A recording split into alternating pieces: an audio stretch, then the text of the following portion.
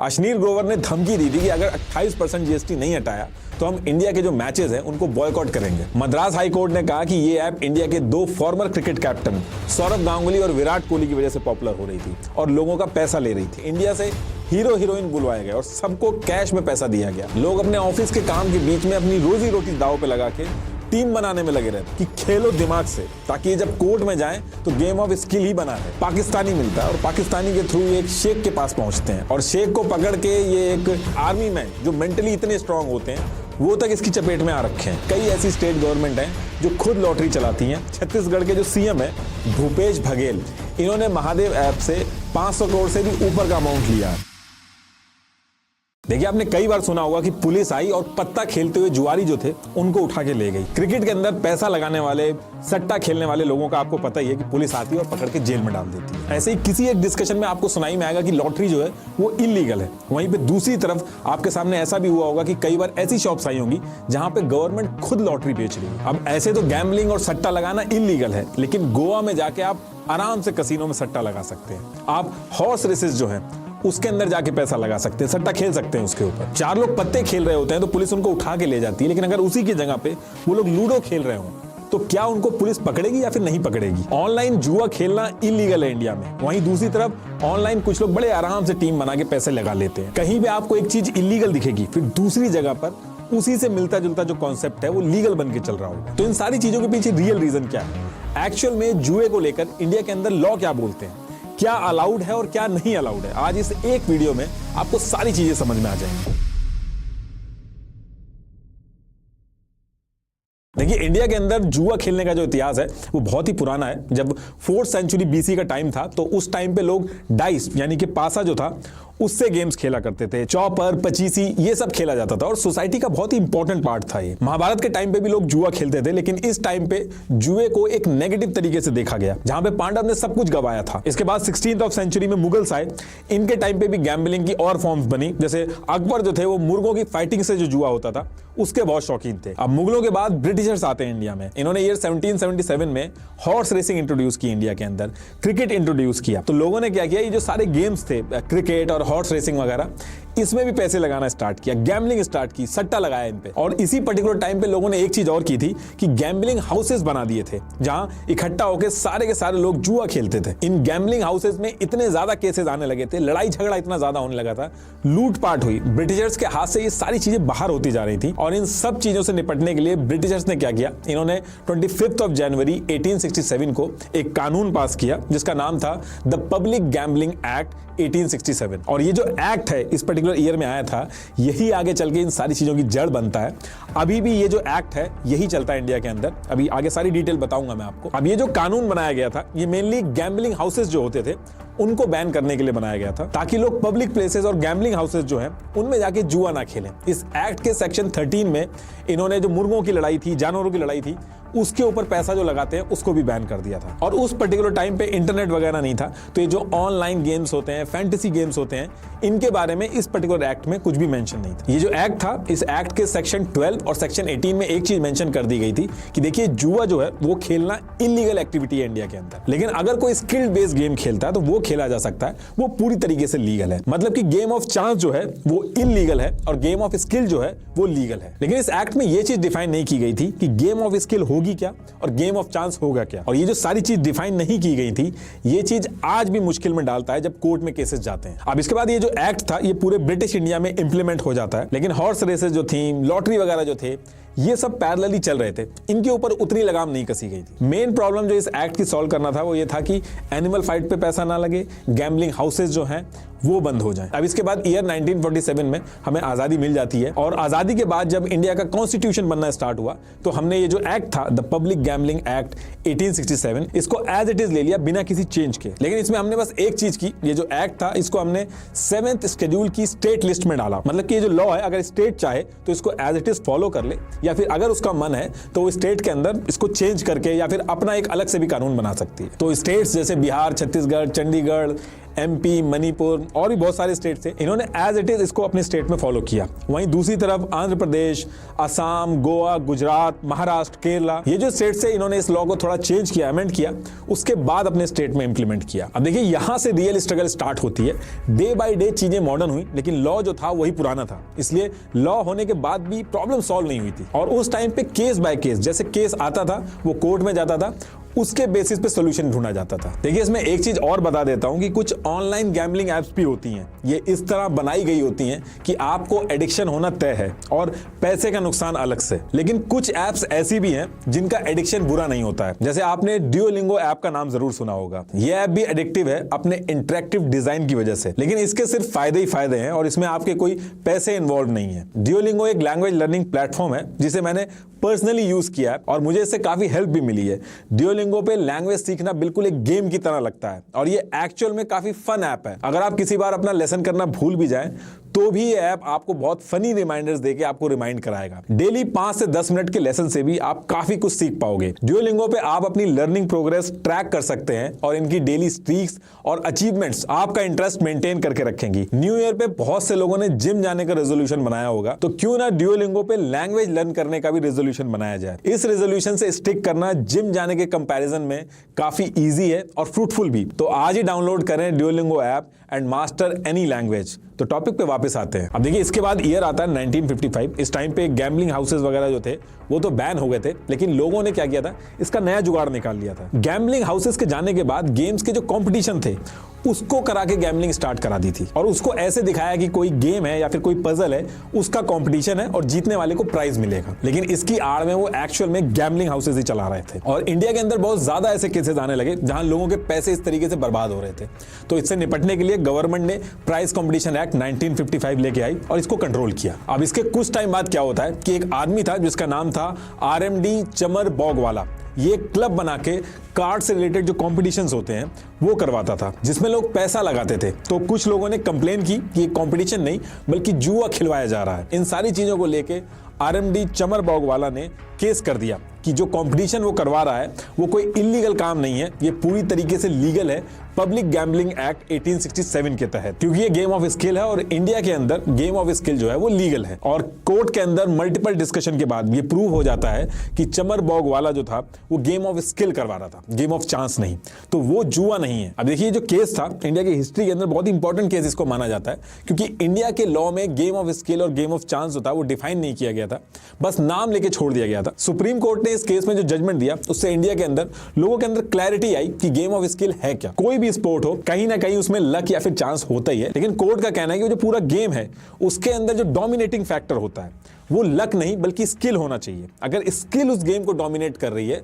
तो वो game of skill है, वो जुआ नहीं है। लेकिन सिर्फ और सिर्फ अगर लक किसी गेम को डोमिनेट कर रहा है तो वो गेम ऑफ चांस है। गेम ऑफ स्किल में mental ability, physical ability, strategy होती है, इसमें प्रैक्टिस करके इंसान अपनी स्किल इंप्रूव कर सकता है, जैसे चेस वगैरह हो गए। वहीं गेम ऑफ चांस में मेजर फैक्टर जो होता है वो लक होता है, रैंडम फैक्टर्स होते हैं जिसपे किसी का कंट्रोल नहीं होता है। आप कितना भी हाथ पैर मार लो आप कुछ नहीं कर सकते, सारी की सारी चीजें लक पे डिपेंड करती हैं। जैसे कि स्लॉट मशीन, तो पहले जो एक्ट था जिसमें गेम ऑफ स्किल और गेम ऑफ चांस मेंशन था, अब इस केस के बाद उसमें क्लैरिटी आ गई थी। तो जब भी कोई जुए से रिलेटेड या स्पोर्ट्स के अंदर पैसा लगाने से रिलेटेड कोई भी केस अगर कोर्ट में जाता था तो केस बाय केस उनको देखा जाने लगा कि वो गेम ऑफ स्किल है या फिर गेम ऑफ चांस है। मान लो मैंने कोई गेम स्टार्ट कर दिया जिसमें पैसे लगा के लाखों लोगों को गेम खिलाना शुरू कर दिया और किसी ने जाके शिकायत कर दी, तो कोर्ट में जब केस जाएगा तो कोर्ट चेक करेगा कि ये जो गेम मैं खिलवा रहा हूं ये गेम ऑफ स्किल है या फिर गेम ऑफ चांस है, और जो डिसीजन आएगा उसको सब फॉलो करेंगे। जैसे मान लो पत्ते खेलने से रिलेटेड कोर्ट में बहुत सारे केसेस आने लगे तो कोर्ट जो होता है उससे रिलेटेड गाइडलाइंस बना देता है, फिर सारे डिपार्टमेंट उसी गाइडलाइंस को फॉलो करते हैं, पुलिस भी उसी के बेसिस पे एक्शन लेती है। अब जैसे मान लो कोई ऐसा गेम है जिससे रिलेटेड कोई गाइडलाइंस नहीं है, किसी ने कोर्ट में केस भी नहीं किया है, तो वो सोसाइटी में ऐसे ही चलता रहता है। अभी जैसे गाइडलाइंस हैं कि पब्लिक प्लेस पे पैसा लगा के जुआ खेलना इलीगल है, तो पुलिस जो लोग पब्लिक प्लेस पे पत्ते खेलते हैं उनको पकड़ती है। लेकिन इसी साल एक केस ऐसा भी आया था कि लूडो के केस में भी पकड़ लिया था। अहमदाबाद में एक आदमी मानव मंदिर बस स्टैंड पे खड़े होकर लूडो पे 8,000 रुपए लगा के जुआ खेल रहा था, तो उसको भी पुलिस ने गिरफ्तार कर लिया था। आपने देखा होगा गर्मियों के टाइम पे कई लोग ऐसे होते हैं जो घर के बाहर या फिर रोड पे लूडो या फिर पत्ते पे पैसे लगा के ऐसे फन के लिए खेलने लगते हैं, तो वो भी टेक्निकली इलीगल है, क्योंकि अल्टीमेटली पैसा लगा के पब्लिक प्लेस पे जुआ चल रहा है। तो इस तरीके से इंडिया के अंदर धीरे धीरे करके रूल्स बनते चले गए, जो कोर्ट के अंदर केस लॉज होते हैं उसके बेसिस पे। अब इसके बाद ईयर आता है 1968 और के सत्यनारायण नाम का एक आदमी रमी क्लब चला रहा था और पुलिस वहां पे आके रेड मार देती है कि यहाँ पे जुआ खेला जा रहा है। जबकि के सत्यनारायण जो थे वो पुलिस को समझाते हैं कि ये गेम ऑफ स्किल है, लेकिन वो नहीं मानते और ये पूरा का पूरा जो केस होता है वो कोर्ट के अंदर जाता है कि ये जो रमी है ये गेम ऑफ चांस है या फिर गेम ऑफ स्किल है। इसमें कोर्ट ने कहा कि रमी गेम जो है इसके खेलने के लिए पत्ते याद रखने होते हैं, कब कौन सा पत्ता फेंका जाना है ये भी डिसाइड करना होता है, ये सिर्फ चांस का गेम नहीं है, इसमें स्किल भी लगती है। और के सत्यनारायण ये केस जीत जाते हैं और इसके बाद यानी कि ईयर 1968 से इंडिया के अंदर रमी गेम जो है वो लीगल हो जाता है। अब इसमें कुछ लोग ये भी कहेंगे कि जो रमी गेम है वो पूरे ऑल ओवर इंडिया में तो लीगल नहीं है, कुछ स्टेट्स ऐसे भी हैं जहां पे लीगल नहीं है ये।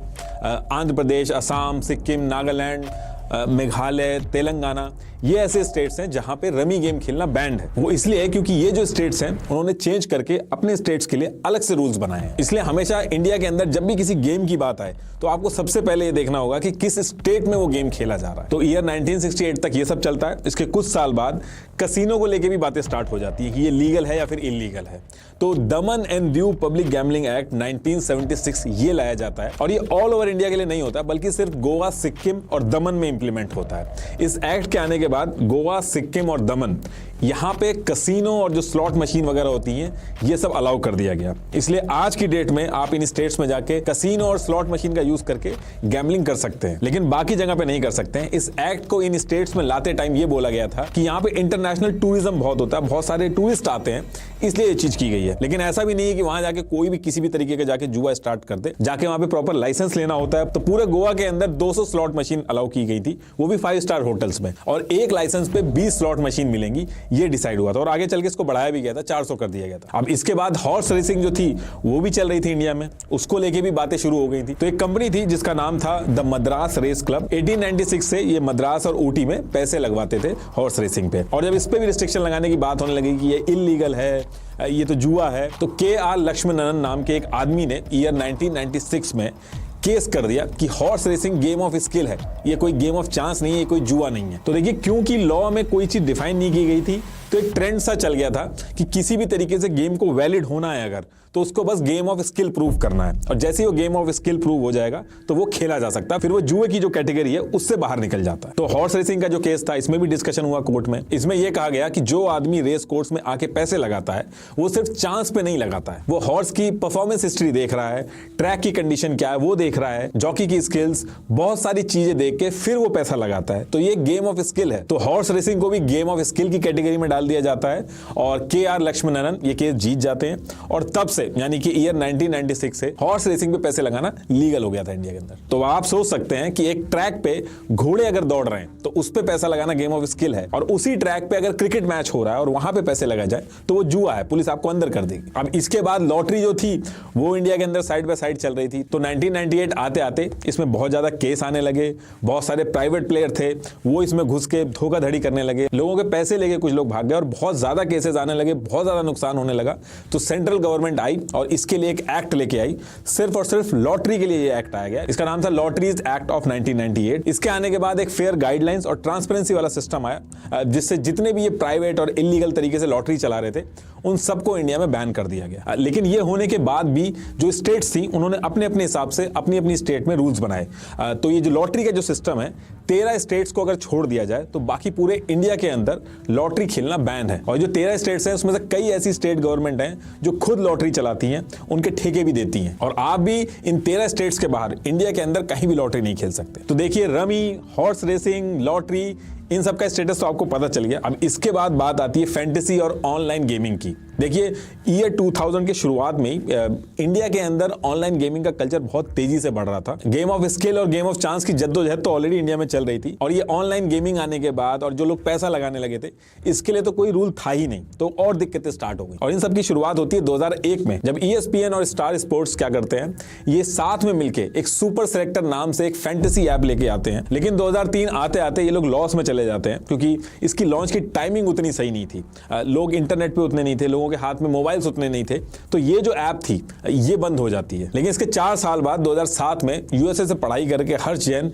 इंडिया वापस आते हैं। इन्होंने यूएस में लोगों के बीच फैंटेसी गेम्स का क्रेज देखा था, तो ये इंडिया में भी फैंटेसी ऐप लेके आना चाहते थे। उस समय इंडिया में फैंटेसी ऐप के बारे में किसी को ज्यादा पता नहीं था, लेकिन इनका फैंटेसी गेम इंडिया के अंदर जो लाए थे ये, उसकी टाइमिंग बहुत सही थी। इसी के 1 साल बाद 2008 में इंडिया में आईपीएल शुरू हो जाता है और इंटरनेट पे भी लोग बहुत तेजी से आते हैं। लोगों के हाथ में मोबाइल आ चुका था उस समय, और इसी टाइम पे 2008 में ये अपना फैंटेसी ऐप 11 लॉन्च कर देते हैं। शुरू में सब्सक्रिप्शन मॉडल रखते हैं, लेकिन कोई फायदा नहीं होता है, तो 2012 में सब्सक्रिप्शन मॉडल से फ्रीमियम मॉडल में कन्वर्ट कर देते हैं, जहां पे लोगों को फ्री में ऐप यूज करने देते हैं, और कुछ इवेंट्स जो होते थे उसमें कैश प्राइजेस रहते थे, तो उसके लिए ये पैसे लेते थे। और वहां से जो फैंटेसी ऐप थी इसकी किस्मत पलट गई। लेकिन इसके साथ साथ इंडिया के अंदर बहुत सारी फैंटेसी ऐप आ गई, और इसी टाइम में कुछ तो ऐसी भी ऐप्स आ गई थी जो कुछ भी कर रही थी, जिसमें कोई रेगुलेशन नहीं था, वो अपने हिसाब से जो कुछ चाह रही थी वो कर रही थी। तो पहले तो मैं फैंटेसी ऐप जो है वो क्या होता है वो बता देता हूं। देखिए, फैंटेसी ऐप एक तरह की ऑनलाइन प्रेडिक्शन गेम्स होते हैं, जिनको आप रियल लाइफ गेम से कनेक्ट कर सकते हैं। जैसे आईपीएल का एग्जांपल लूं, तो जो लाइव मैच चल रहा है उसी के हवाले से टीम्स इन ऐप्स पे होती हैं। तो इसमें आप एक टीम बना सकते हैं, और जब लाइव मैच चल रहा होता है तो उसी लाइव मैच के साथ आप भी इसमें खेल सकते हैं। रियल लाइफ के जो प्लेयर्स होते हैं, स्पोर्ट्स पर्सन होते हैं,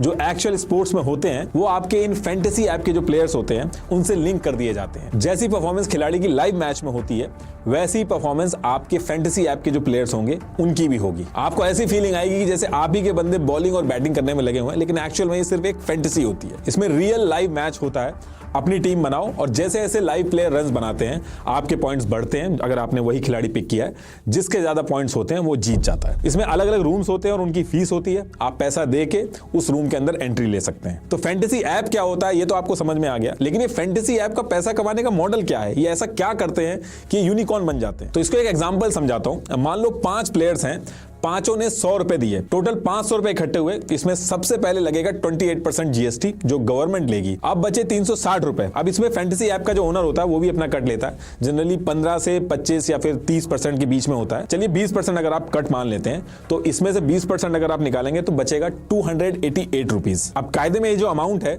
वो पूरा का पूरा एज इट इज जो गेम खेलने वाला बंदा है, जो जीता है, उसको मिलना चाहिए। लेकिन जब उसको मिलेगा तो उसको 30% टीडीएस भी देना होगा, क्योंकि as per section 115BJ net winning पे 30% टैक्स देना होता है। तो 30% टीडीएस देने के बाद बचते हैं 201.6 रुपीज। अब जो प्लेयर शुरू में जीता था उसने 100 रुपए लगाए भी तो थे, तो अगर इस 100 रुपए को भी अगर आप हटा दें तो जीतने वाले का जो फायदा होता है वो 101.6 रुपीज होता है। तो इस 500 रुपए के एक गेम में प्लेयर को मिलते हैं 101.6 रुपीज, फैंटेसी ऐप को मिले 72 रुपीज, और गवर्नमेंट को जीएसटी और टीडीएस अगर दोनों मिला लें, इसको इकट्ठा कर लें, तो उसको मिले 226.4 रुपीज। सबसे मोटा फायदा होता है इसमें गवर्नमेंट को, और ये छोटा मोटा अमाउंट नहीं होता है, ये हजारों करोड़ों में जाता है। हिंदुस्तान टाइम्स की रिपोर्ट के हिसाब से इंडियन क्रिकेट टीम के हर इंटरनेशनल मैच पे लगभग 1500 करोड़ रुपए इन प्लेटफॉर्म्स पे लोग लगाते हैं, सिर्फ एक मैच पे। और डोमेस्टिक और इंटरनेशनल टूर्नामेंट के मैच को अगर मिला दें तो 10 लाख करोड़ से भी ज्यादा बड़ा नंबर है ये। फैंटेसी गेमिंग ऐप का 2022 का अगर रेवेन्यू की मैं बात करूं तो 6800 करोड़ है,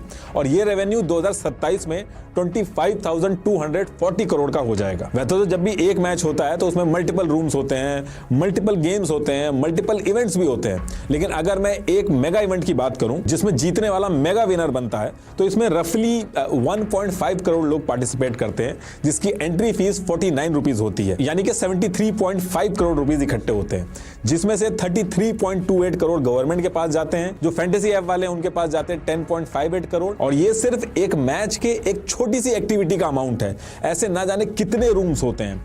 एक आईपीएल में कम से कम 74 मैचेस होते हैं, वर्ल्ड कप में 48 मैचेस होते हैं, और साल भर की बात करें तो इतनी सारी लीग्स होती हैं। और खाली आईपीएल और इंडिया की बात नहीं है, ईपीएल वगैरह, फिर हॉकी, फुटबॉल, हर जगह पे बहुत सारे मैचेस होते हैं, और कई हजार करोड़ गवर्नमेंट, स्टेट गवर्नमेंट और फैंटेसी ऐप वाले जो है इनके पास जाते हैं। ये फैंटेसी ऐप वाले क्या करते हैं, सेलिब्रिटीज और क्रिकेटर से भी एडवर्टीजमेंट कराते हैं, तो उनके पास भी पैसा जाता है। बीसीसीआई से भी अलग अलग तरीके के राइट्स लेते हैं, तो बीसीसीआई के पास भी हजारों करोड़ जाते हैं। तो कहने का मतलब यह है कि बीसीसीआई इससे पैसा कमा रही है, स्टेट गवर्नमेंट इससे पैसा कमा रही है, सेंट्रल गवर्नमेंट इससे पैसा कमा रही है, क्रिकेटर, सेलिब्रिटी सब इससे पैसा कमा रहे हैं। अगर सारे के सारे पैसा कमा रहे हैं तो ये पैसा आ कहां से रहा है? ये पैसा दे रहे हैं आप अपने माँ बाप की मेहनत का या फिर अपनी खुद की मेहनत का, लेकिन अल्टीमेटली जेब आप ही की कटेगी। इसीलिए 24 घंटे आपको टीवी पे समझाया जाता है कि ये मैं कर लूंगा, आप बस सारे काम छोड़ के बैठ के टीम बना लो। एडटेक कंपनीज जैसे बायजूस वगैरह सारी की सारी लॉस में है, लेकिन ये फैंटेसी ऐप जो है ये यूनिकॉर्न बनती जा रही है। ये हजारों करोड़ कमा रही हैं आपको करोड़पति बनने के सपने दिखा के। और इक्का दुक्का अगर कोई जीत भी जाता है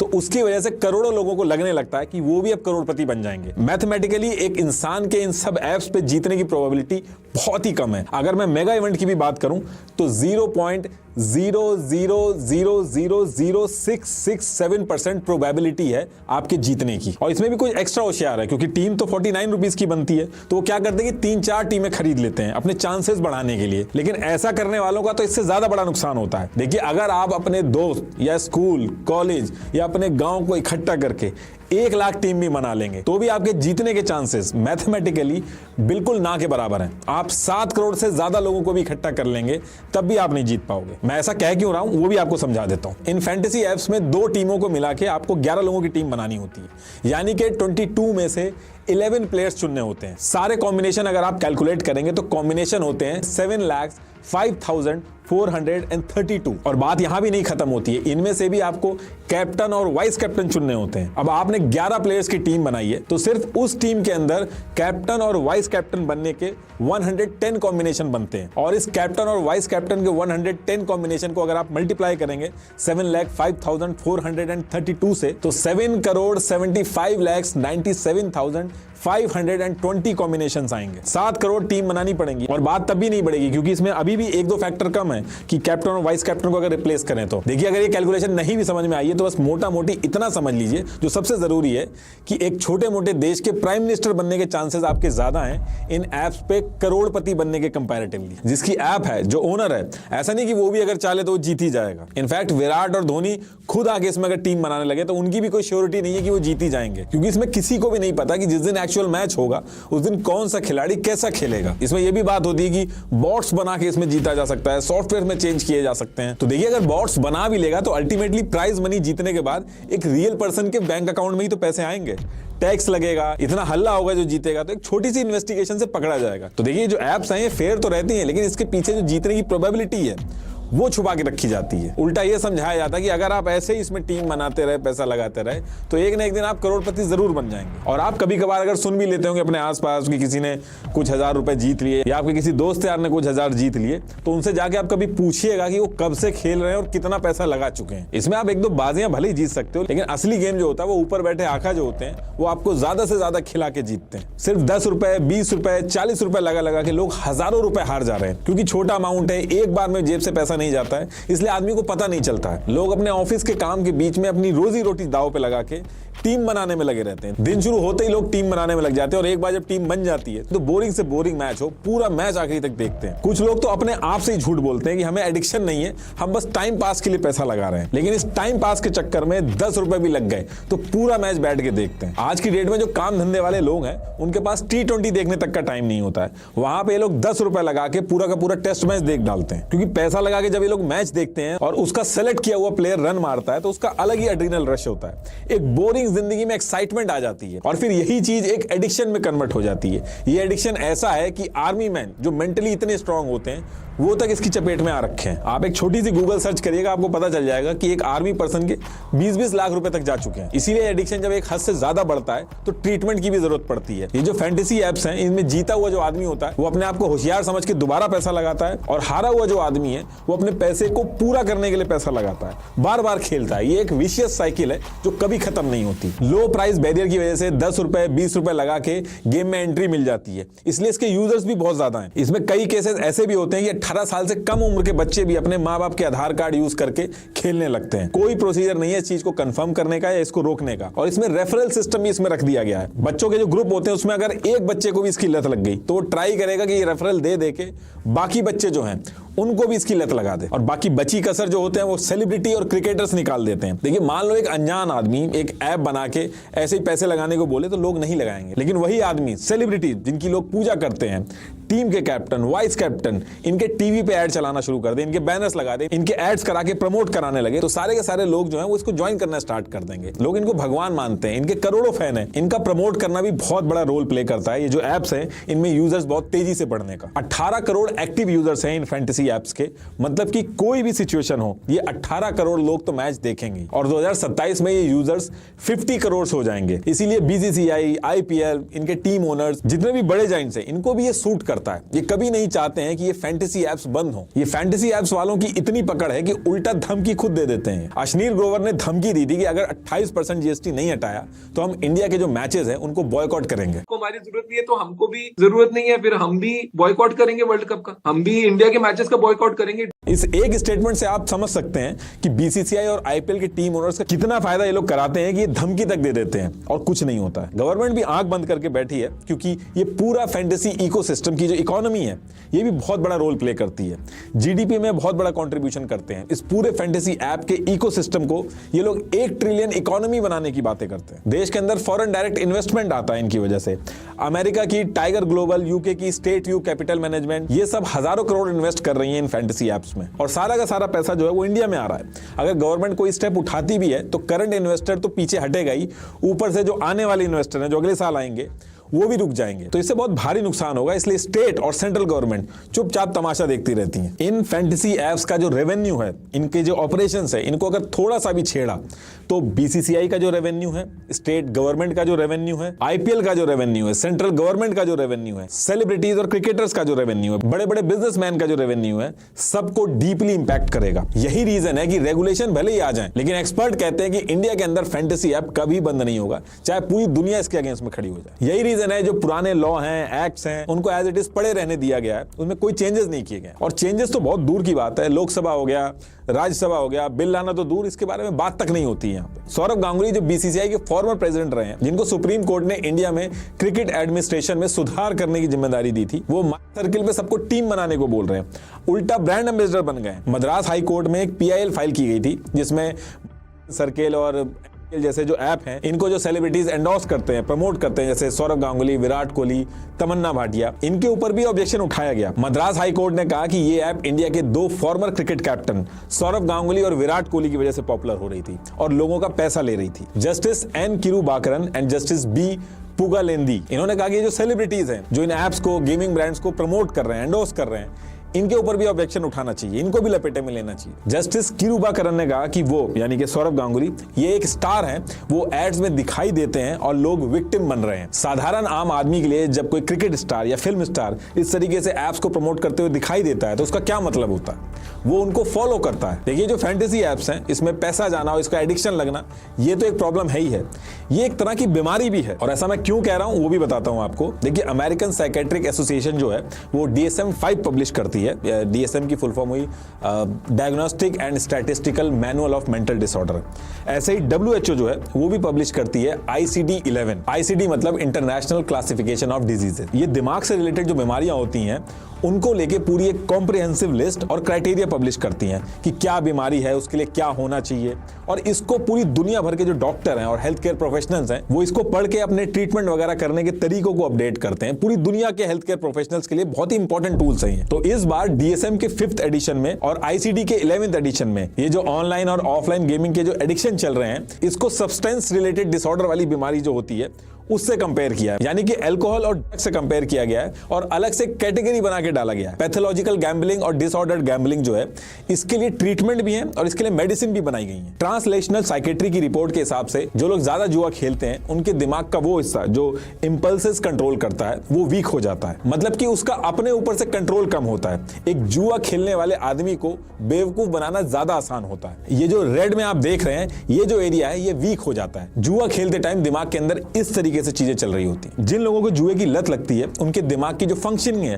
वो भी चेंज हो जाती है और इसका असर आपके बाकी कामों पे भी पड़ता है। You've changed your brain. Addiction is a brain that has changed to become entrained to the desires of the gambler. ये जो ऑनलाइन गैम्बलिंग होती है, कोड इसको चाहे गेम ऑफ चांस बोले या फिर गेम ऑफ स्किल बोले, इससे जो बीमारी हो रही है वो रियल है। लोगों की जान जा रही है और लोग अपने घर बार जो है उनको लुटवा रहे हैं। सिर्फ तमिलनाडु अकेले स्टेट में लास्ट 3 साल में 40 लोगों की जान चली गई है। तमिलनाडु के एक साइकेट्रिस्ट डॉक्टर लक्ष्मी विजय कुमार, इन्होंने क्विंट को एक इंटरव्यू देते टाइम बताया कि उनके क्लिनिक में वो हर रोज ऐसे एक पेशेंट से मिलती हैं जो ऑनलाइन फैंटेसी प्लेटफॉर्म की एडिक्शन से सफर कर रहा है और उसका ट्रीटमेंट चल रहा है। 10 मार्च 2017 को एक वरुण गुम्बर नाम के आदमी ने अपने क्रेडिट कार्ड से 50,000 रुपए ट्रांसफर करके फैंटेसी ऐप पे टीम बनाई। सिर्फ 2 दिन में इनके सारे पैसे चले गए। इन्होंने उठा के पंजाब और हरियाणा कोर्ट में केस कर दिया कि ये जो फैंटेसी ऐप चल रही है इंडिया के अंदर, ये जुआ है, ये कोई गेम ऑफ स्किल नहीं है, इसको बंद कर देना चाहिए। कई दिनों तक केस चलता है। देखिए, इससे पहले भी हमने डिस्कस किया है कि कोर्ट में केस जाता है तो सबसे पहली चीज चेक की जाती है कि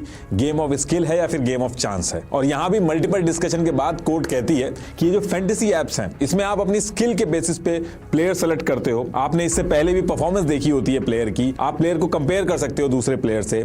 पिच कंडीशन किस प्लेयर को सूट करेगी, किसको नहीं करेगी, आप अपना दिमाग लगा के एक टीम बनाते हो। तो ये जो फैंटेसी ऐप है, ये गेम ऑफ स्किल है और वरुण गुम्बर ये केस हार जाते हैं और ईयर 2017 से इन फैंटेसी ऐप्स को एक लीगल फ्रेमवर्क मिल जाता है कि ये एक लीगल गेम है। देखिए, कोर्ट जो होता है, वो जो लॉ है, उसके बेसिस पे डिसीजन लेता है, इमोशन के बेसिस पे नहीं लगता, या उसको पर्सनली क्या लग रहा है उसके बेसिस पे नहीं लगता। और लॉ तो जब बना था तभी ऑनलाइन गेम्स थे ही नहीं, लॉ वही पुराना चला आ रहा है, तो कोर्ट भी ज्यादा कुछ कर नहीं पाता। अच्छा, आप किसी से भी जाके पूछो कि केबीसी गेम ऑफ स्किल है या फिर गेम ऑफ चांस, सब यही कहेंगे कि ये गेम ऑफ स्किल है, उसमें कोई डाउट नहीं रहेगा। लेकिन इसी केबीसी में ऐसा होने लगे कि लोगों से करोड़ों रुपए केबीसी इकट्ठा कर ले, फिर उस पैसे में से केबीसी अपना कट रखे और फिर एक क्वेश्चन के लिए एक नहीं बल्कि 1 करोड़ लोग बजट दबाएं और प्रेस करें कि आंसर कौन सा सही और किसने पहले दिया है, उसके बेसिस पे विनर सेलेक्ट किया जाएगा। तो क्या केबीसी गेम ऑफ स्किल बचेगा? अच्छा, अगर एक बार के लिए आप अगर मान लो कि जो फैंटेसी एप्स हैं ये गेम ऑफ स्किल हैं, तो आम आदमी के कंपैरेटिवली जो क्रिकेटर है, जो ये गेम जानता है अच्छी तरीके से, जिसने खेला हुआ है, वो रिटायर होने के बाद कमेंट्री वगैरह करके क्यों पैसे कमा रहा है? वो तो जैसे ही आईपीएल आए उसमें टीम बनाए अपना स्किल के बेसिस पे, 300-400 करोड़ कमाए और जीत के बैठ जाए।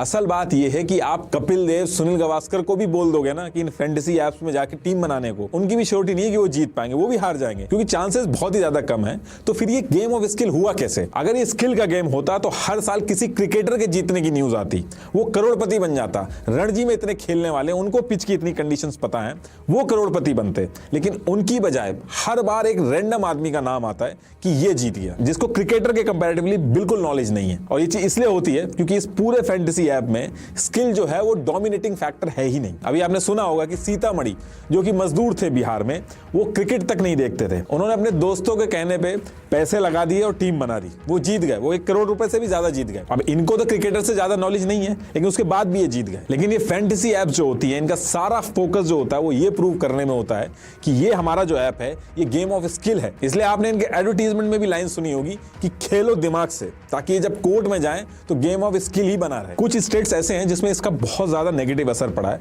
बहुत सारे घर बर्बाद हुए हैं, कई लोगों की जानें चली गई हैं और ये इतनी तेजी से बढ़ रहा था कि उन स्टेट्स को अक्टूबर 2022 में, और उन स्टेट्स में असम, आंध्र प्रदेश, ओडिशा, तेलंगाना, नागालैंड और सिक्किम आते हैं, उन्होंने बिना सोचे समझे अक्टूबर 2022 में इन स्टेट्स में फैंटेसी ऐप को बैन कर दिया। और कुछ स्टेट्स को तो जियो लेयरिंग करनी पड़ गई, मतलब कि आप उनकी बाउंड्री में जाएंगे, उस स्टेट की बाउंड्री में अगर जाएंगे तो वो ऐप काम करना बंद कर देंगे। लेकिन लोगों को इतनी ज्यादा लत लग चुकी है कि लोग बॉर्डर क्रॉस करके जाते हैं, टीम बनाते हैं और फिर वापस आ जाते हैं। बच्चों ने प्रॉपर ब्लैक मार्केटिंग शुरू कर दी है। अभी 2021 में केशव रमेश नाम के एक गवर्नमेंट एम्प्लॉय थे, उन्होंने अपने घर के आसपास कुछ बच्चों को ऑनलाइन लूडो खेलते हुए देखा और जब उन्होंने चेक किया तो बच्चे पैसा लगा के लूडो खेल रहे थे उसमें। और ये सारी चीजें देखने के बाद उन्होंने तुरंत गिरगांव पुलिस स्टेशन में कंप्लेन की।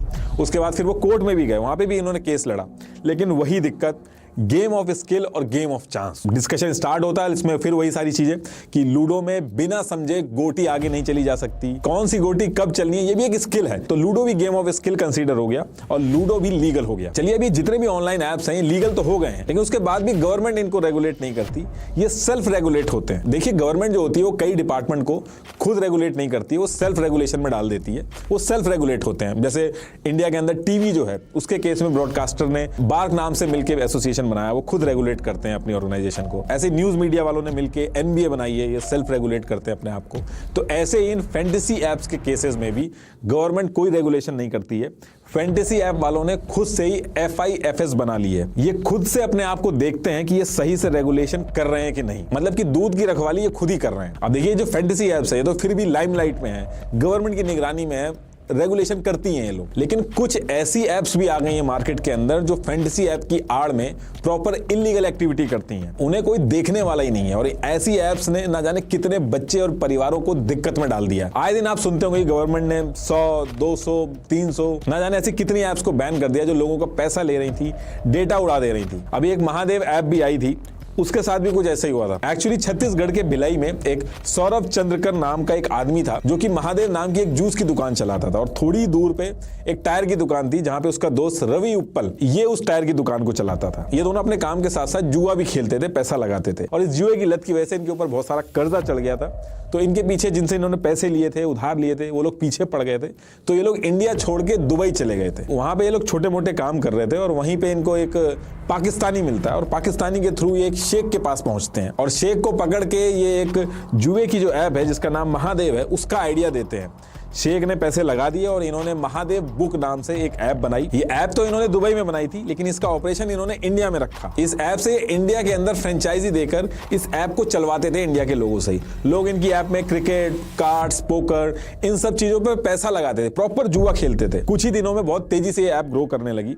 ये लोग एक दिन में 200 करोड़ से ज्यादा कमाने लगे थे। लेकिन जो लोग थे उनका पैसा बहुत ज्यादा डूब रहा था, लोगों की जिंदगियां बर्बाद होनी थी। तो जब लोग ऐसे डूबते हैं तो वो जाके पुलिस में कंप्लेन करते हैं, कोर्ट में केस करते हैं, और ऐसा ही हुआ। और जब केसेस बहुत ज्यादा बढ़ गए तो ईडी ने इनकी ट्रैकिंग की, और उसी पर्टिकुलर टाइम पे जो सौरभ था, जो ऐप का ओनर था, ये उसी टाइम पे शादी भी कर रहा था। शादी इसने 200 करोड़ से भी ऊपर की शादी की, और शादी में भी इन्होंने प्राइवेट जेट वगैरह मंगाए, इंडिया से हीरो हीरोइन बुलवाए गए और सबको कैश में पैसा दिया गया। इससे ईडी की जो कार्रवाई थी वो और तेज हो गई। ईडी ने बहुत सारे छापे भी मारे, इसमें पॉलिटिक्स भी इन्वॉल्व हुई। ईडी का कहना है कि इसमें छत्तीसगढ़ की गवर्नमेंट जो है उसके भी कुछ लोग इन्वॉल्व हैं, और ये भी एलिगेशन लगाए गए कि छत्तीसगढ़ के जो सीएम है भूपेश बघेल, इन्होंने महादेव ऐप से 500 करोड़ से भी ऊपर का अमाउंट लिया है, और ये काम इनके सलाहकार विनोद वर्मा के थ्रू इन्होंने किया है। तो ये एलिगेशन लगाए गए थे, और इस पे भूपेश बघेल जो थे उन्होंने ऑब्वियसली इसको मना कर दिया।